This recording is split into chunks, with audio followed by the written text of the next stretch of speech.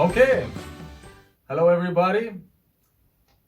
We are at Sana Office Hub today. An honor to be here, and we are going to talk to Åsa Nyquist.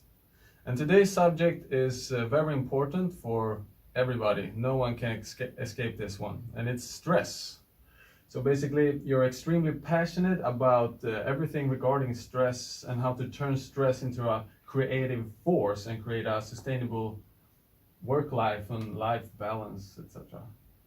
So the first question would be, like, stress can come from everywhere in life, and what happens in our body when it comes?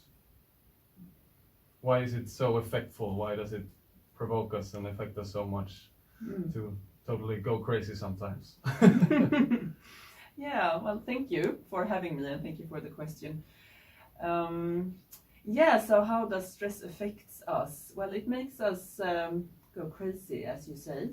And from the beginning, it was kind of a survival mechanism, a good thing that made us, avoid danger. And it has the same effect still, but now the dangers are not the dangers that they were. But stress makes us want to kind of run. And that makes, when your body's going to run, it makes us tense and very kind of focused maybe on one thing. And that makes us less creative, really, because we're surviving. So we just we need to run. We need to get out of here. So tension, less creative, and it kind of closes the opportunity that we have to see different solutions. We only see one solution, which was good back then, surviving, running from a really extreme danger. You don't have time to sit down and meditate around things that you find creative. But today in society, it's been kind of the opposite effect. So we're still that focused on one thing, but kind of running. But we don't have to be, and then we miss opportunities. We miss kind of relationships. We get in survival mode. So the whole body kind of shuts down in a way. And then creates a lot of physical symptoms. I'm sure you know if you maybe you're tense, your shoulders, headaches, stomach, different injuries in the end, and also mentally, of course, you get really just focus. You can't think clearly, really. Yeah, and you have an interesting perspective on it. Like, you say that my stress doesn't exist, and some people well, Åsa, what are you talking about? I know. Yeah, sometimes I'm a little bit like, ooh, should I really say that? But that's been in my experience, just for me. That's my experience, that stress is not real. Stress doesn't exist. I think the experience of stress does exist. So it's not that people don't feel stressed. I don't mean it like that. But for my own sake, it was like when I started to investigate my stress, what it really was, I really discovered that it was about feelings and thoughts and my attitudes and perception around things, and that I can change, which means I can change my stress into something else that serves me, and then I think stress doesn't really exist.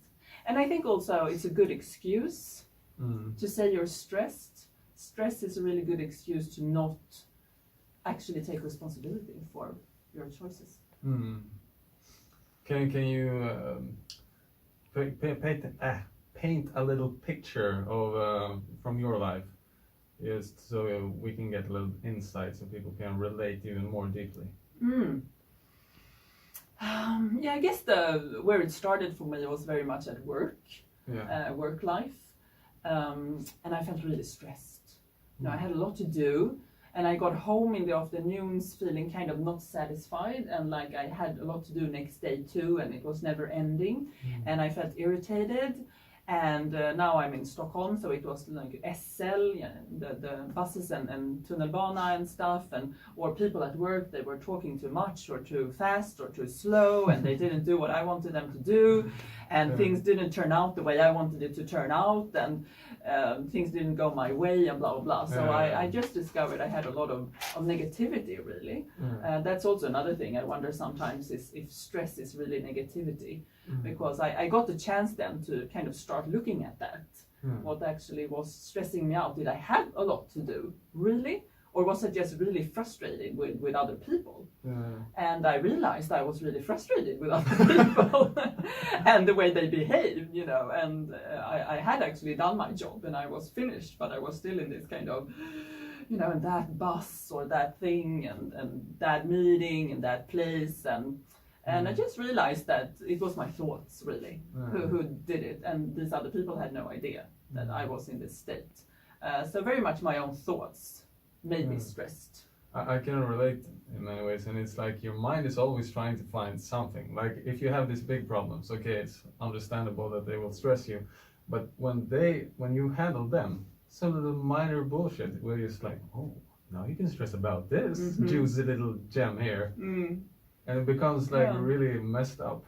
No, definitely, and that's part of what stress does to us. Like it makes us focus on the negative. Like it makes us focus on the things that we don't really want, which makes, you know, no room for what we do want and for kind of flow.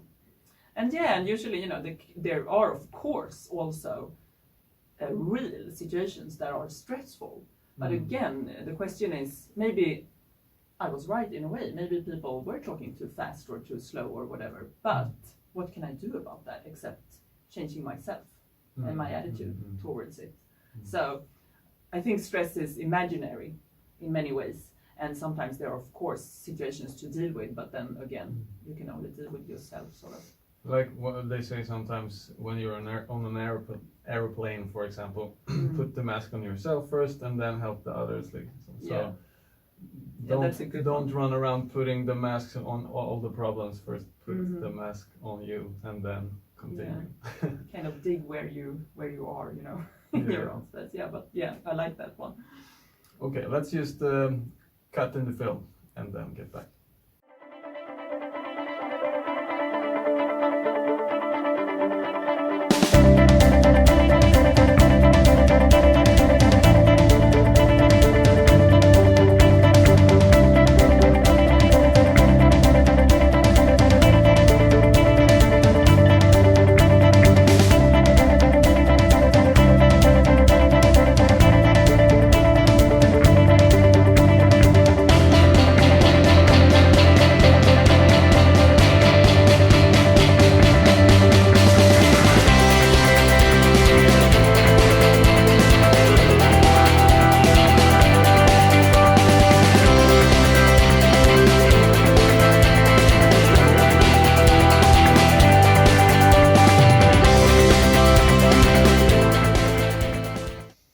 So we are back with Åsa Nyquist and stress.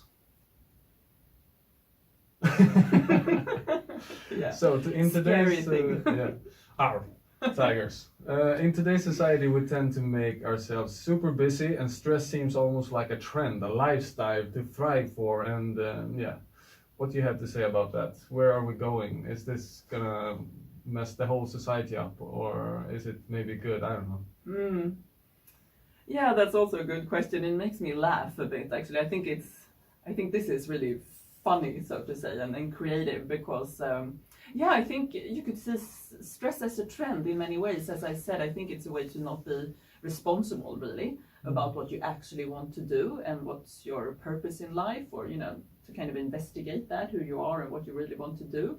So then running from that, it's easy to just be all over the place and get distracted. It's very easy to get distracted today. There's a lot of information everywhere and stuff happening. So, and when you then tell people that, you know, oh, you know, I've done this and that, and I'm so busy, and I have this project and that project, you know, we tend to get impressed by that.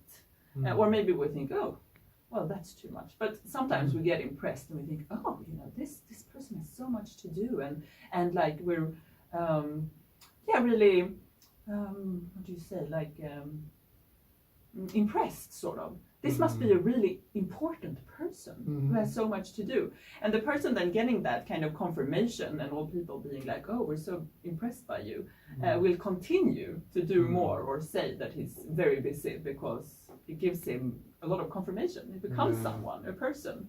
So I would say, you know, it's like a trend, and it can become a personality. So the only thing that you do is walking around saying, you have a lot to do, and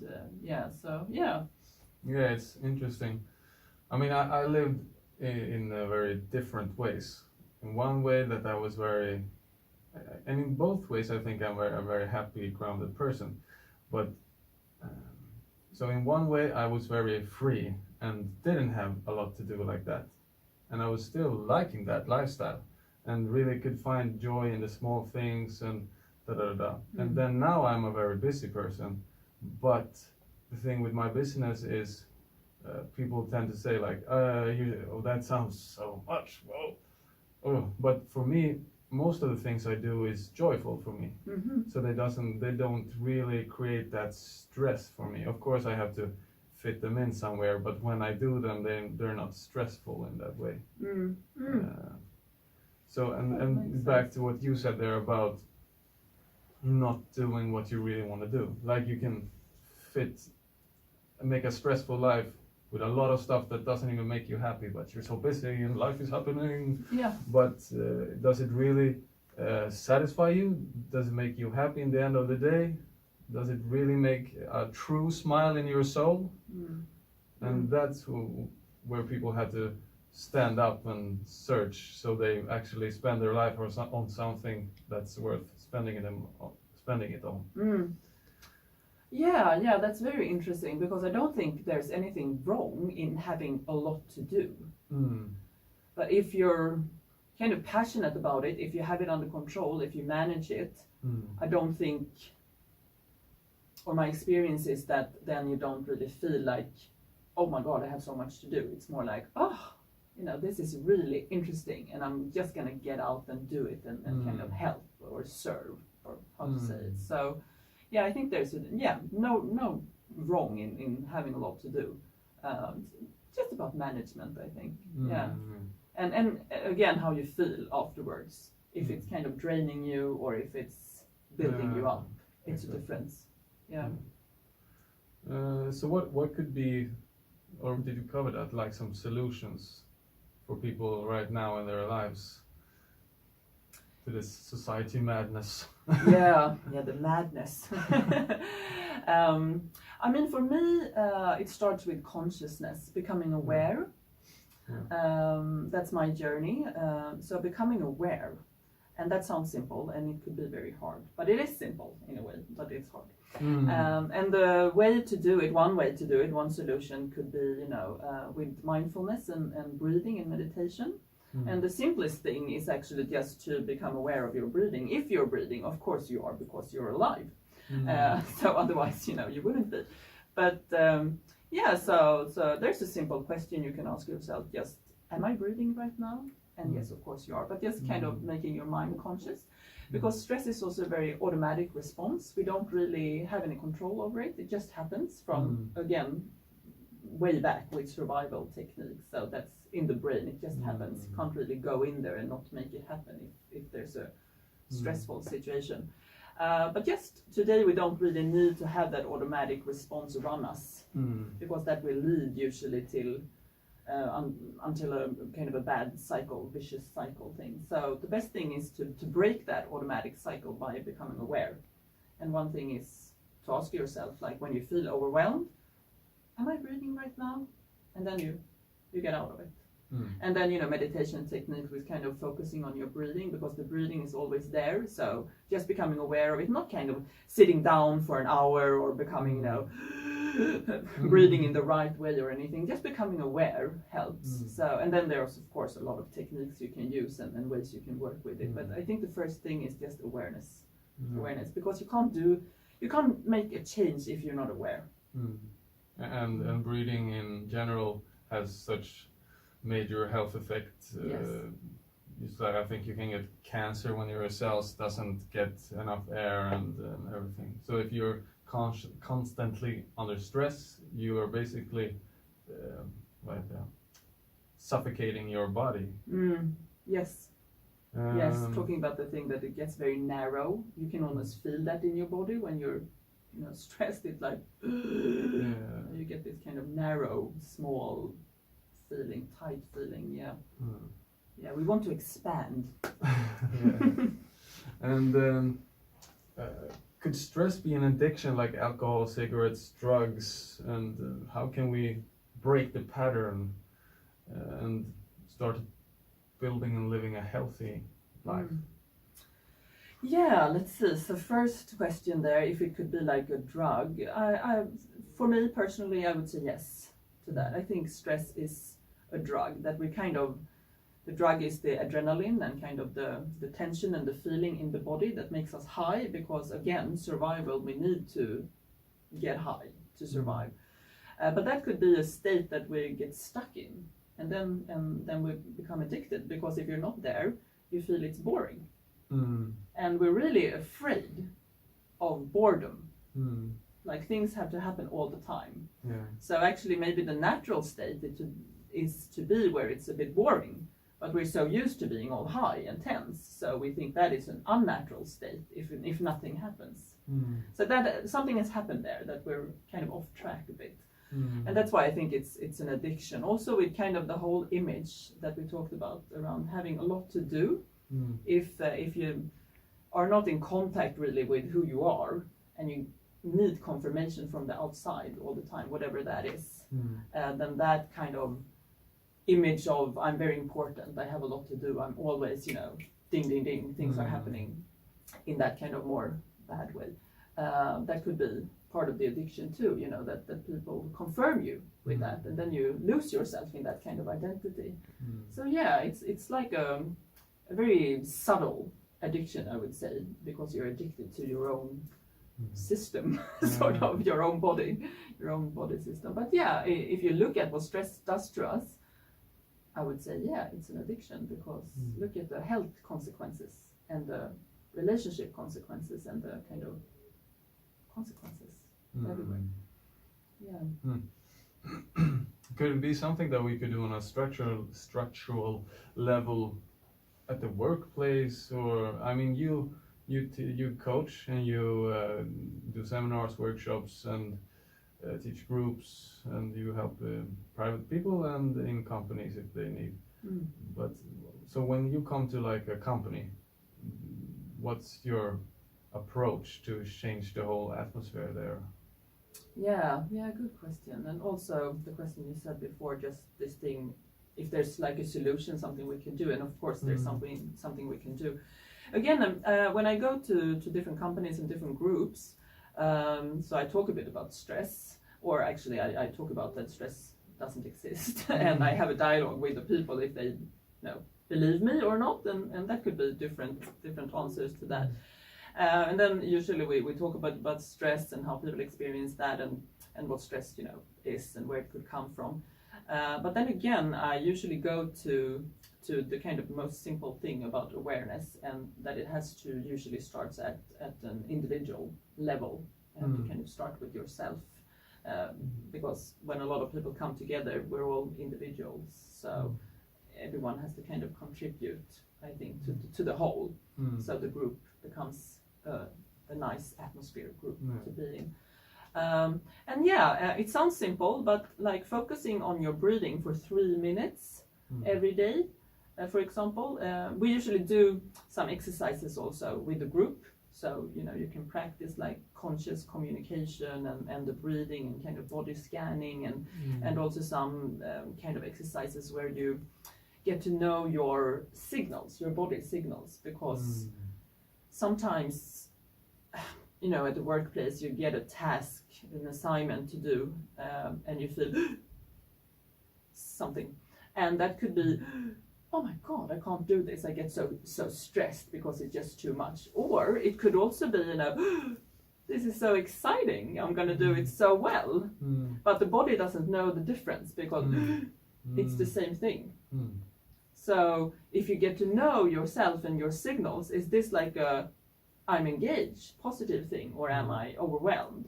You can work with that. So we do exercises around that, so because I believe in kind of experiencing yourself, not that I'm gonna tell you a lot of theory, because then who cares.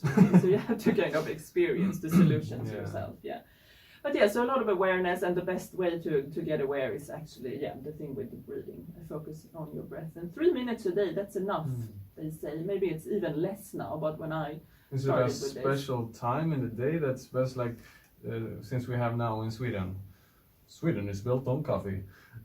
Maybe we could change a 10-minute break to a 7-minute break with a 3-minute breathing break. Should you have it in the morning, in the lunchtime, in the end of the day? What would you suggest? I love that idea, though. That's fantastic. What if that happened through the whole, natural structures somehow, that everyone got 3 minutes of breathing in their breaks? That would be just fantastic. Yeah, it's so simple, but It's so hard. Yeah, I know. And what that would do to organizations and to all people, sick leaves and just building up new groups and relationships and the atmosphere at workplaces. Oh, God.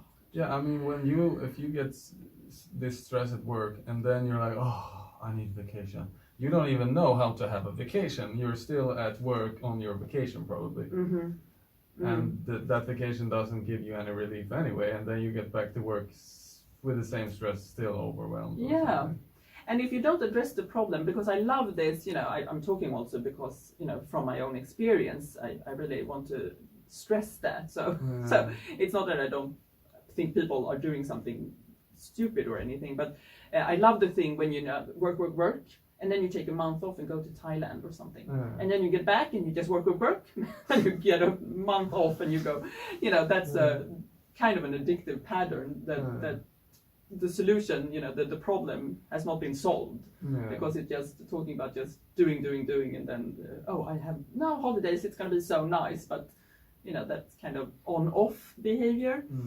Usually don't work in the long run. But yeah, the time of the day, no, doesn't matter really. It doesn't matter at all. You can do it several times a day. That's a good thing. For me personally, I love the mornings just because it's like you wake up and you just do it, like, and then you're done. And you have a foundation to kind of start your day on. But could do it, during the day too sometimes, lunch break, good. Or getting home in the evening. Like I said, getting home in the afternoons, I was like, tomorrow and this and that. So then it's good to just sit down for a couple of minutes and kind of break off the different phases of the day. So, but really whenever. I think it's a little bit different with the effect. I usually do a little bit in the evening. I don't know, that tickles my spot. But I don't know, it's just nice to clear the mind and get like a cleanse, an evening cleanse from everything. I haven't started doing the practice to have it in the morning, but I should. I started training a little bit and start to build that pattern. I lost it for a while. I'm building it up again. And also I got some Qigong practices from a friend, and I think that is really cool too. Like for some people it's hard to, they think it's hard to meditate because you just sit still. Qigong is, I would say, like a meditation in movement more. I think maybe that's easier for people because they do focus on the movement then somehow a little bit. Maybe. I'm just thinking openly here. But I think you're right. I've also heard that, you do the yoga to be able to then be still. So you kind of move out your body first and then meditate after. For me, I do that sometimes and sometimes not. But I think you're right in that. And that's, all okay, of course. There's so many different opportunities and solutions. And doing it in the evening, I think it's very beneficial too, since you're going to sleep. And it's good to kind of get out of the, not being in your head so much, and then you have a better sleep. And there's, the only thing actually, the solution is to actually do it. Whatever and get to know you. Because people ask, how should I do it, and when and where and how much, and that doesn't really matter if you just do it. It's going to solve itself. So that's the solution. Just make it happen. Short break. Kolla i mina ögon, vad kan du se? Ser du universum med alla sina brister och fel? ser du bara kärlek, simpel som den är. Låt det regna ner, låt oss aldrig gråta mer. Låt det regna ner.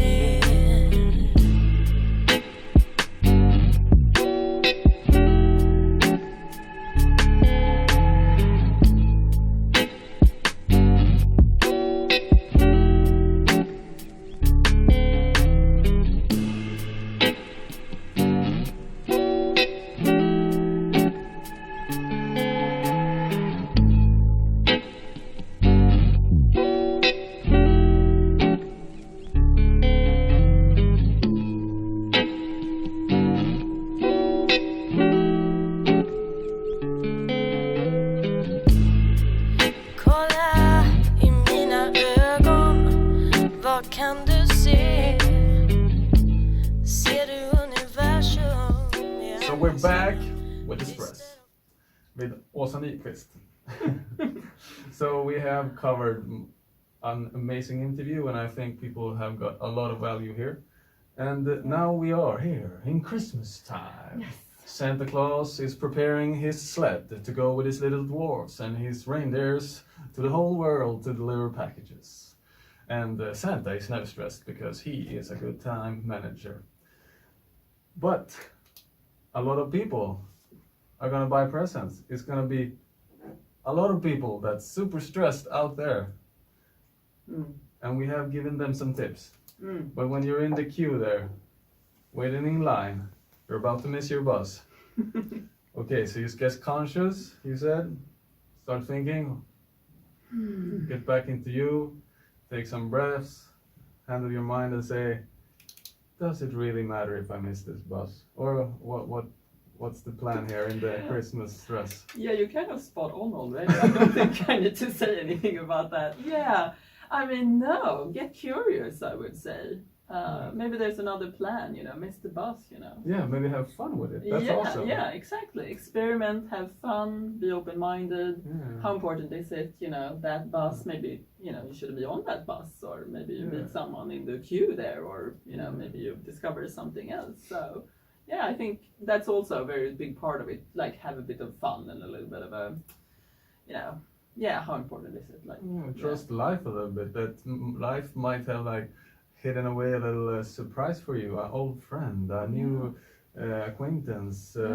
So you just getting pissed, and now when you meet this person, you're gonna be angry, and that meeting is gonna not be as blissful. Yeah, exactly. And open-mindedness, I would say, if you're stressed, you're not open-minded. Again, because you get so focused, because you're surviving. So just remember that it's not that much to survive in that line, really. So you can, take the time, have an open mind, more kind of flow. And I also think around just the Christmas stuff, that it's so much expectations, and expectations again comes from within, and also triggered by what we see, of course, and what we meet and so. But so stress could also be expectations of that I'm going to make that bus. That's my expectation. But that's my expectations. I need to take responsibility for that. It wasn't the bus's fault or the line's fault. It was my expectation that I had. So I have to let go of my expectation because it didn't work out. And that could also apply to all the presents and all the Christmas stuff and all the things you have to do. And and that it's going to be so great, everything. Life didn't become perfect in my image. Yeah, I know, that's a disappointment, but It's a fine line between planning and getting things in the way you want, and let go a little bit and enjoy what actually becomes. Yeah, it's a skill, I think, that we're not bad people. We're not used to it, so we just have to practice it really. And like going to the gym, you go and build up your muscles. Same thing here, you have to build up your kind of mental stress management muscle. Yeah, and like muscles, if you don't train them, they become weak, but they still have the muscle memory. So if you stop practicing your mental ability, you lose it a bit, and you might go back to an old pattern. But now you have this neuron way also, I think, in the brain, which if we want to go scientific. Yes. Yes. Maybe a little bit. Yeah.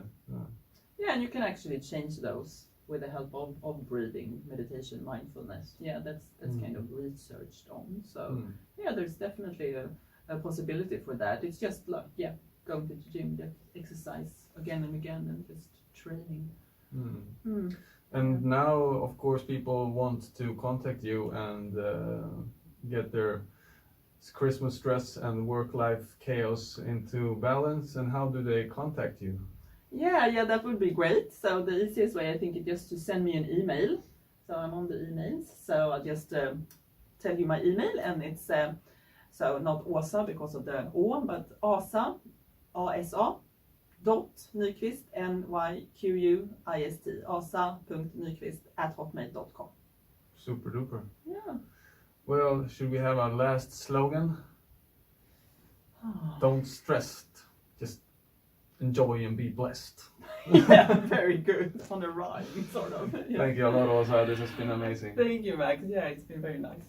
And to all the viewers out there, Merry Christmas. Stay blessed and always be your best. Merry Christmas.